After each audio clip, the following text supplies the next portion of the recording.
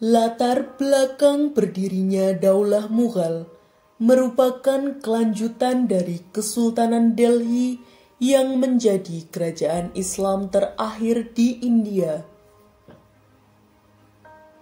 Pada asalnya, Mughal merupakan anak cucu dari bangsa Mongol yang menjadi keturunan dari Timur Leng dan telah masuk Islam, lalu pernah berkuasa di Asia Tengah pada abad ke-15.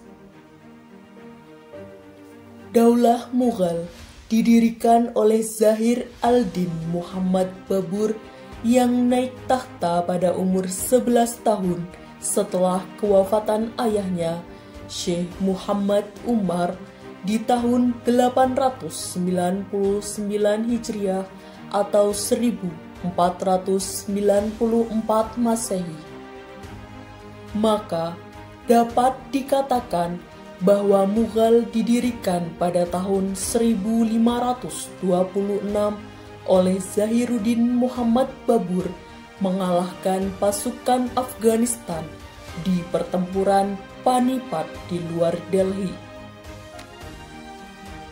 Zahir al-Din Muhammad Babur wafat pada tahun 937 Hijriah dan digantikan oleh putranya Humayun. Mughal terpecah menjadi beberapa keamiran yang independen, sementara ancaman dari pasukan salib semakin meningkat. Humayun kalah dalam pertempuran melawan orang-orang Afgan di Konuj dan melarikan diri dari India menuju Persia. Pada tahun 1555 Masehi, Humayun menyerbu Delhi dengan bantuan Shah Tahmasp dan ia memerintah sampai tahun 1556 Masehi sebelum digantikan oleh putranya Muhammad Jalaluddin Akbar Shah. Jalaluddin Muhammad Akbar adalah penguasa terbesar Mughal yang memimpin pada tahun 1556 Masehi dan berakhir karena wafat pada tahun 1605 Masehi. Ia berhasil memperluas wilayah Imperium Mughal dari Hindustan ke Punjab, Gujarat, Rajasthan, Bihar, dan Bangla. Ia menyatukan semua agama dengan mempraktikkan sinkretisasi Islam dan agama-agama lainnya seperti Brahmanisme, Buddha, dan Zarathustra. Paham sinkretisasinya mempengaruhi kebijakan ekonomi, politik, budaya, dan lain-lain. Sebagai contoh, ia menghapuskan jizyah bagi non-muslim dan menerapkan politik toleransi universal di mana semua rakyat dianggap sama derajatnya tanpa memandang agama atau lapisan sosial. Periode Jahangir pada tahun 1605 sampai 1027 Masehi merupakan masa yang relatif stabil di mana ia memerintah dengan pendekatan pragmatis terhadap kepemimpinan. Masa pemerintahannya berlangsung selama sekitar 23 tahun dengan kebijakan yang berbeda secara kontras dengan ayahnya Jalaluddin Muhammad Akbar. Sinkretisasi Islam yang diadopsi sebelumnya kehilangan pengaruh karena Jahangir mengikuti Ahlus Sunnah wal Jamaah. Tahun 1628 sampai 1658 Masehi, Shah Jahan memerintah menggantikan ayahnya.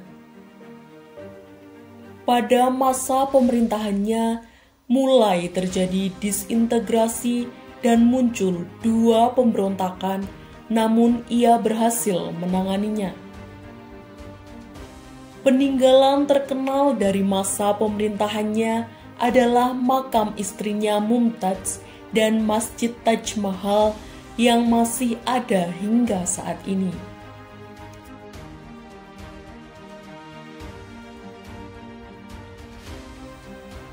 Ilmu pengetahuan pada masa pemerintahan Daulah Mughal tidak banyak berkembang seperti pada masa sebelumnya di wilayah Islam, Baghdad, Andalusia, dan sebagainya.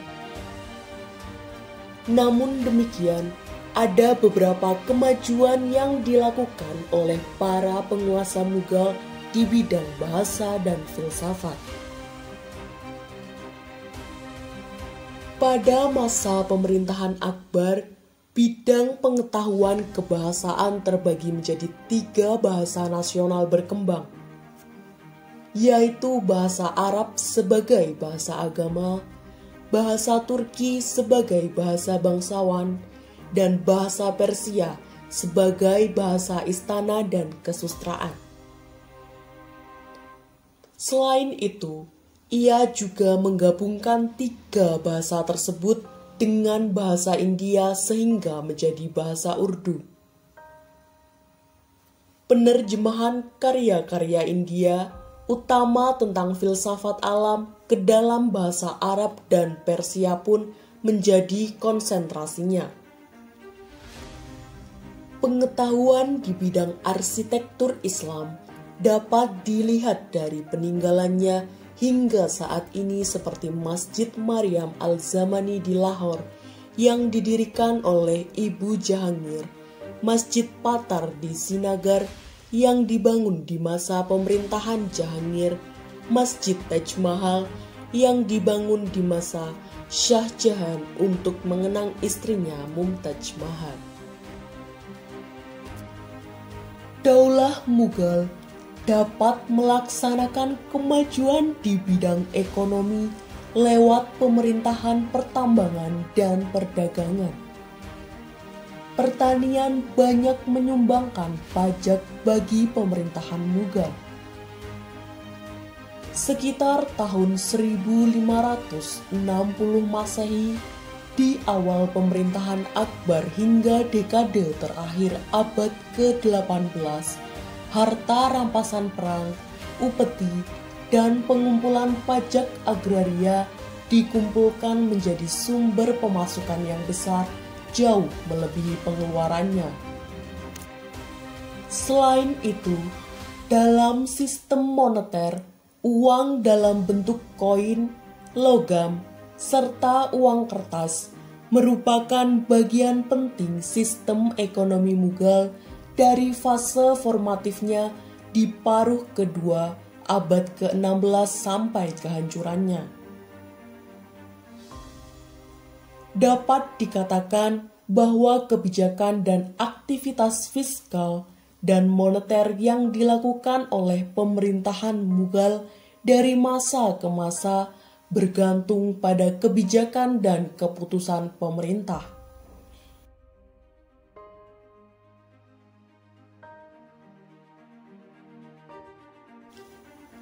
Shah Waliullah merupakan salah satu tokoh paling berpengaruh di antara para reformis Islam yang lahir pada tahun 1703 Masehi di anak benua India. Nama lengkap beliau adalah Shah Wali Allah Qutb al-Din Ahmad, tetapi beliau populer dengan sebutan Shah Waliullah al-Dihlawi. Shah Waliullah al-Dihlawi memulai pendidikannya di bawah pengawasan ayahnya pada usia 5 tahun. Ketika beliau menyelesaikan studinya pada usia 15 tahun, beliau mulai mengajar di perguruan tinggi ayahnya. 2 tahun kemudian saat ayahnya meninggal, al-Dihlawi menggantikan kursinya dan menjadi kepala sekolah di Madrasah Rahmaniyah.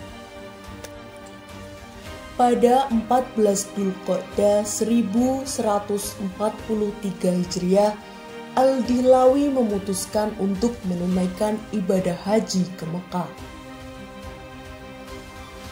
Di sana, ia banyak berguru kepada orang-orang yang alim, tetapi gurunya yang utama adalah Syekh Abu Thohir. Selama di Hijaz, banyak karya-karya pemikir Islam yang ia baca bukunya seperti Imam Ghazali, Ibnu Taimiyah, dan Ibnu Qayyim.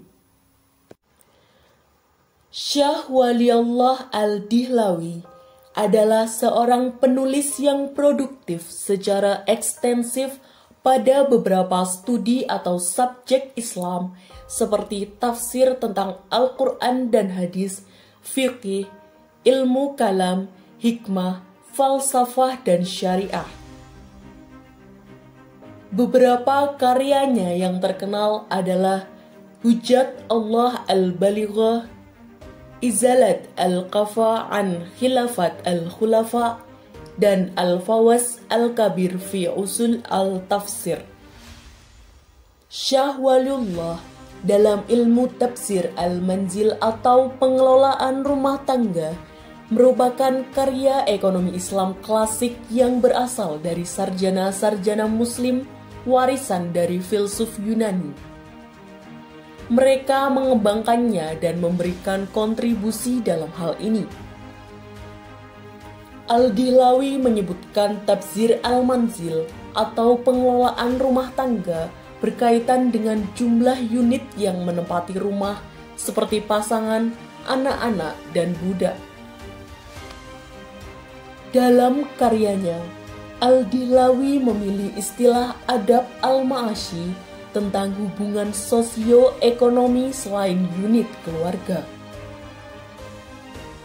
Adapun beberapa isu-isu ekonomi yang dibahas di dalamnya adalah mengenai klasifikasi keinginan manusia, kerjasama, pembagian kerja, opportunity cost atau biaya peluang, dan hak kepemilikan.